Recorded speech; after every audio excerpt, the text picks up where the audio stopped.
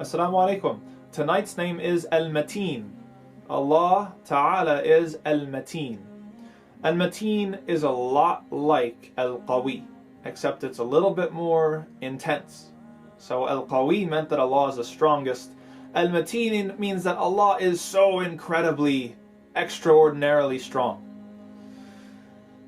Strength is one of the things that Allah tells us in the Quran, is how you can tell what is a true God and what's not.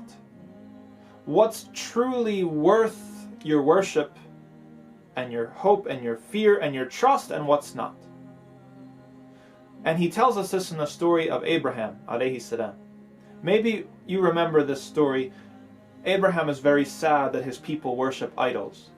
And so he gets an idea. One day he waits for everyone in the village to leave. It's their Eid, it's their holiday. He pretends to be sick. When everyone has left, he goes to the temple where they have all of these idols. And he takes an axe and he destroys all of the idols except for one of them. He actually takes the axe that he used and he hangs it around the neck of the big idol to make it look like maybe the big idol is the one that destroyed the rest of the idols. As you can imagine, Abraham's people come back and they are very upset. They are extremely angry, and they immediately start to suspect that it was Abraham's fault. Abraham is a little bit tricky though. He says to them, why don't you ask the big idol that's still there? He's there holding the axe. Ask him what happened. This tricks them for a minute. But then they realize, wait a second, Abraham, these idols can't talk. They can't defend themselves. There's no way the biggest idol could have destroyed the others because it can't do anything like that. And so Abraham then has them. He caught them. He says to them, if they can't destroy other idols, and they can't even protect themselves, or speak or talk to anybody, then why are you worshiping them?